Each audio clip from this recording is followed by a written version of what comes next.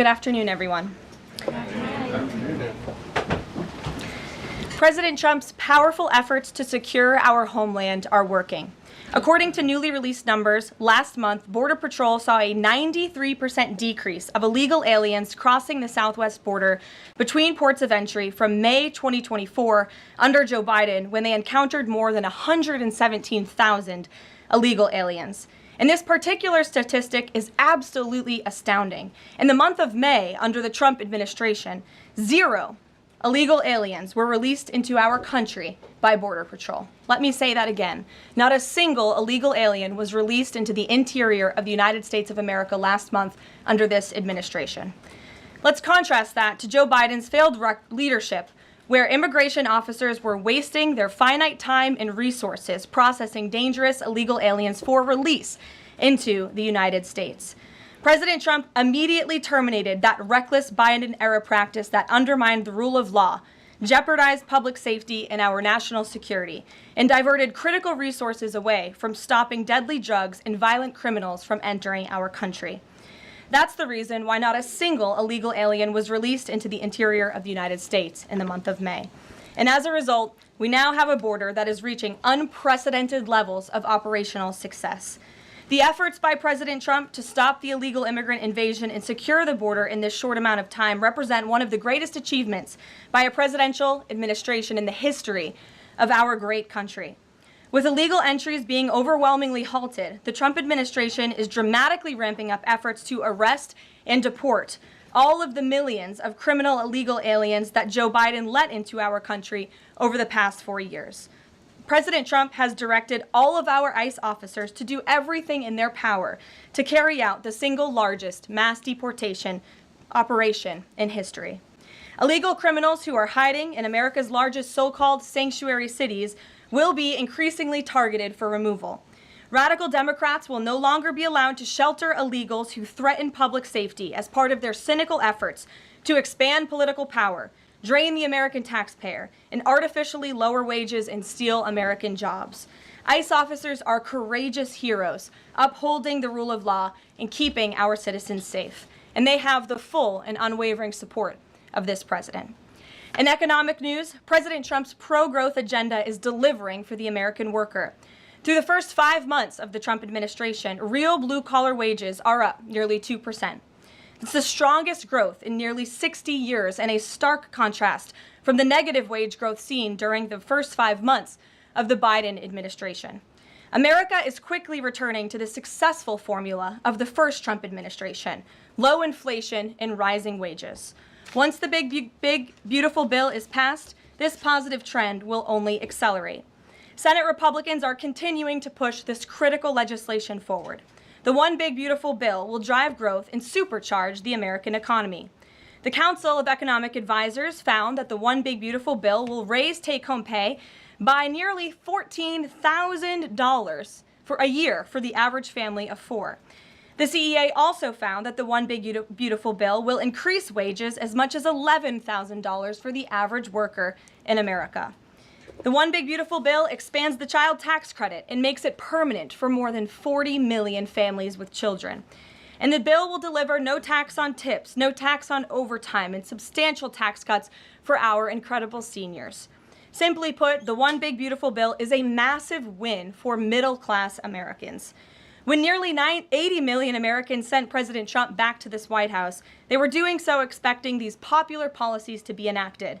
Republicans in Congress have a mandate to deliver, and President Trump demands they send this historic bill to his desk for signature by Independence Day, July 4th. The American people are fully behind President Trump. According to brand new polling from Insider Advantage, a clear 54% majority of Americans approve of the job President Trump is doing. That's because this president is keeping his promises and taking action every day to improve their lives. And passing this bill will help fulfill a number of President Trump's core campaign promises. Now, regarding the ongoing situation in Iran, I know there has been a lot of speculation amongst all of you in the media regarding the president's decision-making and whether or not the United States will be directly involved. In light of that news, I have a message directly from the president, and I quote, "Based on the fact that there's a substantial chance of negotiations that may or may not take place with Iran in the near future. I will make my decision whether or not to go within the next 2 weeks. That's a quote directly from the president for all of you today. So we'll kick it off for questions here in our new media seat. We have Eli Lake from the Free Press. Eli, go ahead. And Thanks so much for having us. Thank you. For the Free Press. The decision to extend the, delay in enforcing the TikTok ban. Sure. Can you talk about how the White House understands its constitutional authority in light of the Supreme Court's decision in January that said that the president had to enforce the ban? Sure. Well, as all of you know, because the president put it out on his Truth Social today, he did sign an executive order to extend the TikTok ban for 90 days. So in the effort to make a deal. And the White House counsel and the Department of Justice have reviewed this executive order, and I can get it for you. I think it's on our website by now. If it's not, my team will now put it up immediately. And you can read the language in that executive order. And the White House counsel's office and the Department of Justice strongly believe in the legal rationale for this executive order. They wouldn't have the president's pen hit it if they didn't. And the political reasoning for this, of course, is because the president made a promise to keep TikTok on. There are 100 million Americans who use this app. It's wildly popular. He also wants to protect Americans' data and privacy concerns on this app, and he believes we can do both things at the same time. So he's making an extension so we can get this deal done. Can I get a follow-up? Sure. A few weeks ago, Tucker Carlson reported on a meeting between the president, Mark Levin, and others at the White House. Is there a leak investigation, and can you say who else was in that meeting? I'm not aware of a leak investigation at this time. I, for one, do not reveal details about the president's private meetings without his permission to do so. But certainly the president does not like when people leak. He takes that very seriously. This entire administration takes that seriously, and that's why you've seen at agencies some of the cabinet secretaries have been given the authority by the president to let go of staff who are engaged in such leaks, especially those that risk American national security. Sure. Go ahead. Karoline, thank you. So Rhino warmonger Lindsey Graham, he recently called on the U.S. to go all in. That's quite the lead to a question. Right. What's your message to everyday Trump supporters? Not the Tucker Carlsons or other big names, but everyday Trump supporters, grassroots who voted for President Trump to stop the wars, rejected this in the primary, going into another war with voting against Nikki Haley, and they want to see non-U.S. involvement in this war. What's your message? Trust in President Trump. President Trump has incredible instincts, and President Trump kept America and the world safe in his first term as president in implementing a peace through strength foreign policy agenda. And with respect to Iran, nobody should be surprised by the president's position that Iran absolutely cannot obtain a nuclear weapon. He's been unequivocally clear about this for decades, not just as president, not just as a presidential candidate, but also as a private citizen. In fact, I have some quotes for you. In 2011, President Trump said, "America's primary goal with Iran must be to destroy its nuclear ambitions. We cannot allow this radical regime to acquire a nuclear weapon that they will either use or hand off to terrorists." In 2015, the president said, "The problem is that Iran poses an existential threat to Israel, our Middle Eastern allies, and the United States." And of course, the president has repeated that in his first term as president and his second term as president as well. That's why he was adamantly opposed to the disastrous Iranian nuclear agreement that was implemented by President Obama. And it's why he has given great latitude and given a lot of effort to achieving a diplomatic solution. But he's been very clear. Iran went for 60 days when he gave them that 60-day warning without coming to the table. On day 61, Israel took action against Iran. And as I just told you from the president directly, he will make a decision within 2 weeks. A follow-up? Sure. Go ahead, Natalie. Thanks, Karoline. Can you confirm whether Steve Witkoff has been in touch with the Iranian foreign minister? And does Witkoff plan to go to Geneva tomorrow for talks? I am not tracking that on Mr. Witkoff's travel schedule, but I can certainly check in with him to be sure. As for correspondence between the United States and the Iranians, I can confirm that correspondence has continued. As you know, we were engaged with 6 rounds of negotiations with them in both indirect and direct ways. Thanks, Kelly. Just to clarify the president's statement just now, when he says that he'll make a decision in the next 2 weeks, is he saying that if Iran does not come back to the negotiating table within the next 2 weeks, that the president will strike? The president is saying that he will make a decision whether or not to go within the next 2 weeks. It's very clear and direct. And is he seeing any signs of progress? He obviously is holding out hope for negotiations, but is he seeing any inklings of progress that give him that hope that talks are still possible? Well, that's why he said in the statement that I just read for all of you, based on the fact that there's a substantial chance of negotiations that may or may not take place with Iran in the near future, he will make that decision within the next 2 weeks. What makes him think there's still a substantial chance, is my question. I'm not going to get into the reasoning and the rationale the president believes that, but that's his position, and he will make a decision within the next 2 weeks. Karoline. Sure. Thanks, Karoline. President Trump has said previously in regard to Russia, he's used this phrase about 2 weeks several times in terms of like, we expect like a 2-week deadline and then you give another 2-week deadline. How can we be sure that he's going to stick to this one on making a decision on Iran? Well, in those deadlines, as you've seen in respect to Russia, Ukraine, might I add, these are two very different, complicated global conflicts, as you know, that the president inherited from our previous incompetent president in the weakness of the previous administration. And the president has spent a tremendous amount of time and effort cleaning up these crises that were caused by the last administration's just complete dereliction of duty on the world stage and American weakness. Now we have American strength again. With respect to Russia and Ukraine, because of that American strength and the president's leadership, we have seen these two sides engage in direct negotiations. And the last time the president said 2 weeks, you saw Russia and Ukraine have direct negotiations for the first time in years. And so the president is always interested in a diplomatic solution to the problems and the global conflicts in this world. Again, he is a peacemaker in chief. He is the peace through strength president. And so if there's a chance for diplomacy, the president's always going to grab it. But he's not afraid to use strength as well, I will add. Francesca. Thanks, Caroline. What exactly would a deal with Iran need to entail?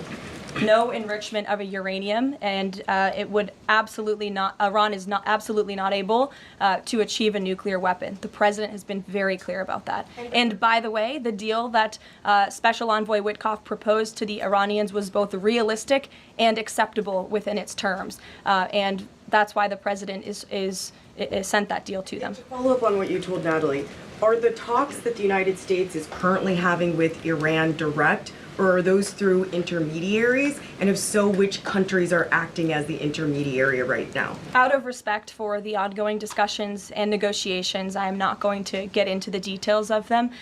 We've provided you confirmation for now. Go ahead. Sure, and then behind you too.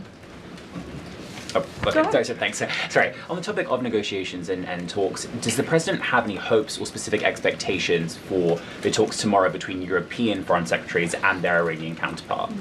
Well, certainly the entire world is on the president's side when it comes to the fact that Iran cannot obtain a nuclear weapon. This is something that pretty much all of humanity, except for the Iranian terrorist regime themselves, agree upon. And so the president expects that Europe will deliver that message directly to the Iranians. Why does President Trump believe that this 90-day extension on TikTok will provide more runway perhaps than the previous extensions that haven't led to a divestment deal? Because it's more time to make a good deal. Simple question. Dasha? Thank you so much. I know things are going day by day right now. The president wants maximum optionality. Is the possibility of the U.S. getting involved in regime change in Iran at all on the table at this point? And then I have one on as well. Sure. The president's top priority right now is ensuring that Iran cannot obtain a nuclear weapon and providing peace and stability in the Middle East. And on Medicaid, Caroline, Sure. the Senate put forward Medicaid provisions, particularly a lower cap on state provider taxes that hospitals have said would lead to mass closures, particularly in rural communities. Is the president willing to sign a bill that includes those provisions that Republican senators like Josh Hawley say will lead to hospital closures? Out of respect for the ongoing discussions that the White House is very much actively involved in with our friends in the United States Senate, I won't comment on that specific provision. Look, the bill hasn't been sent to the president's desk yet. There's more room for change. The president, for one, I will reiterate, has been very clear on his priorities with respect to Medicaid.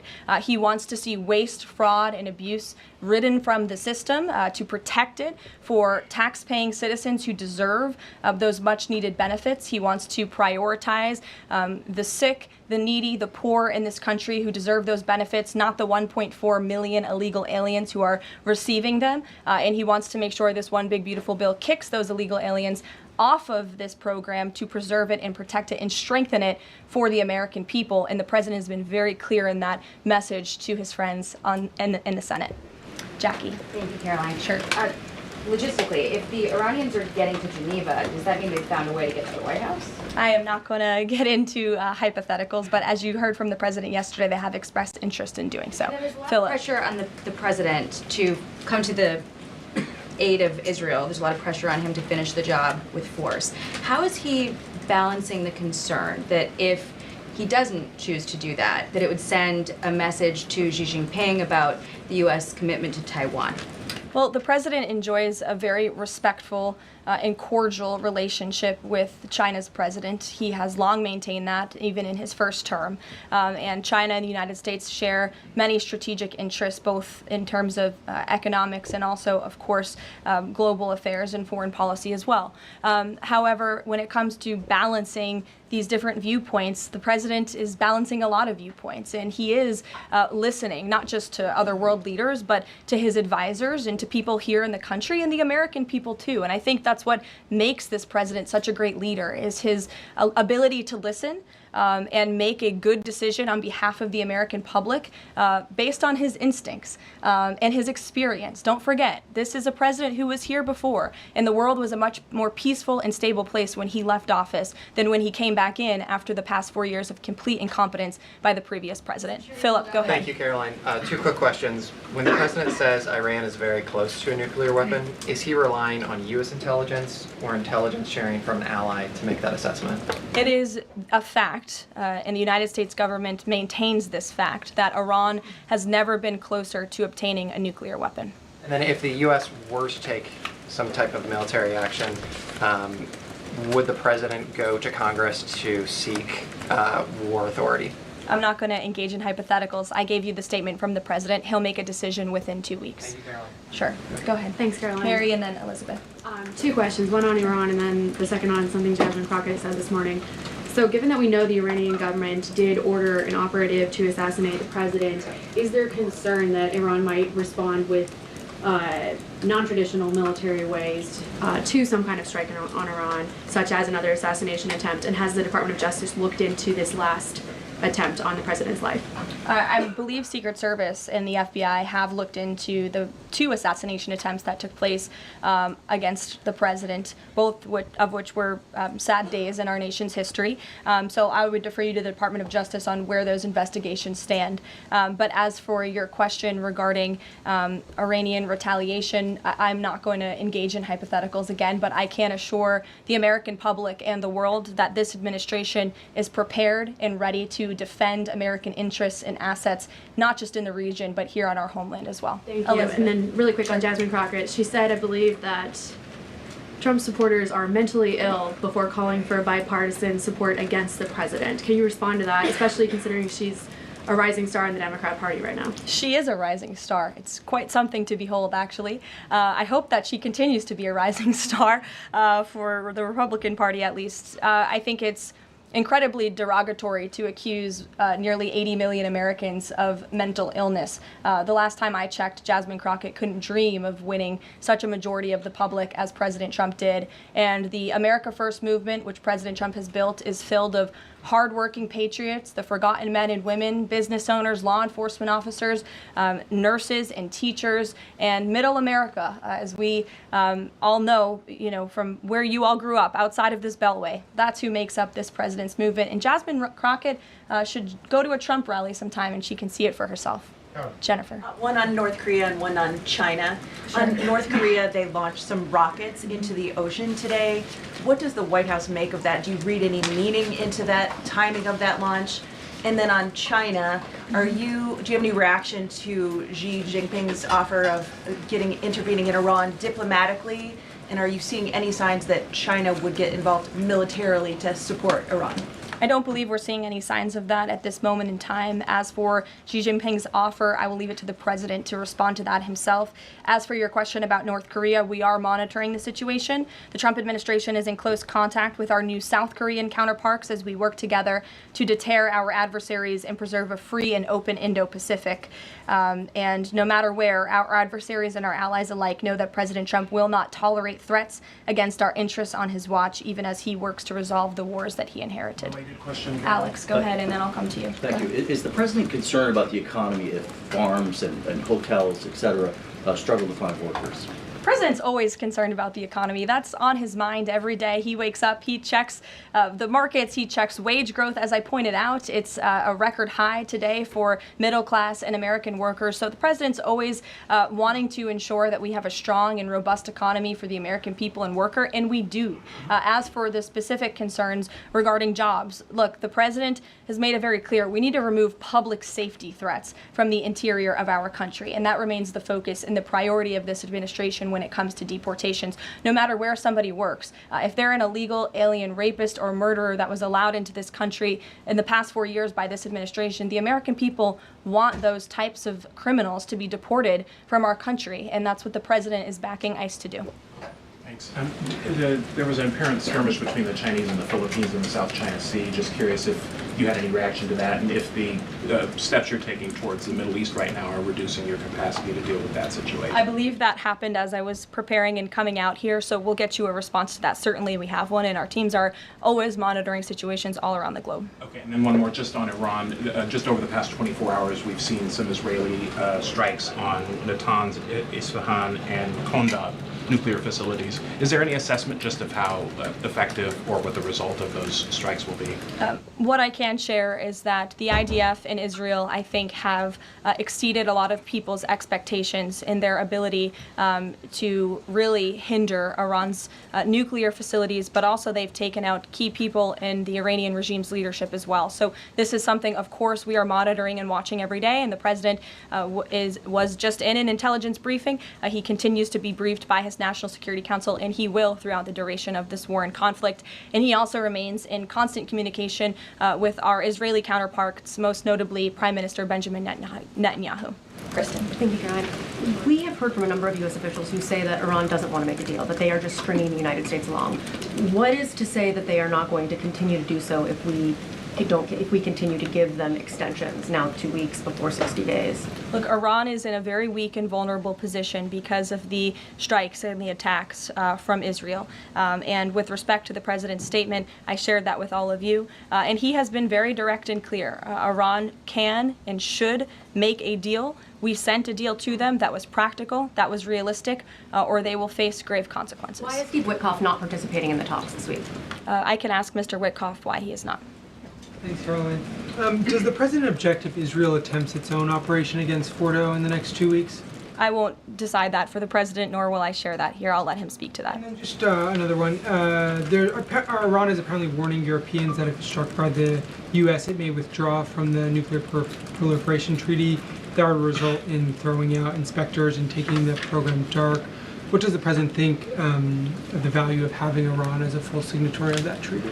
Well, that's reckless rhetoric, but I understand the Europeans are meeting with the Iranians tomorrow, so we'll see how that meeting goes. Just one more on Juneteenth. Does the president plan to commemorate the holiday today or make any comment on it? I'm not tracking his signature on a proclamation today. I know this is a federal holiday. I want to thank all of you for showing up to work. We are certainly here. We're working 24/7 right now.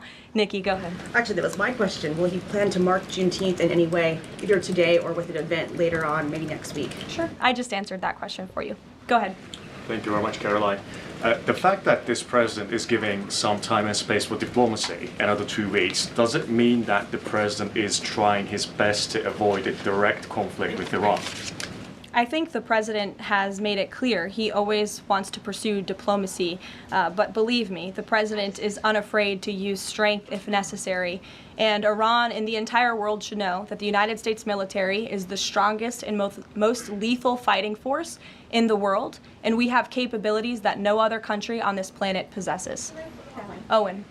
Caroline, good afternoon. The Supreme Court, as you know, has upheld Tennessee's ban on transgender medical procedures for minors, puberty blockers, hormone therapy, etc.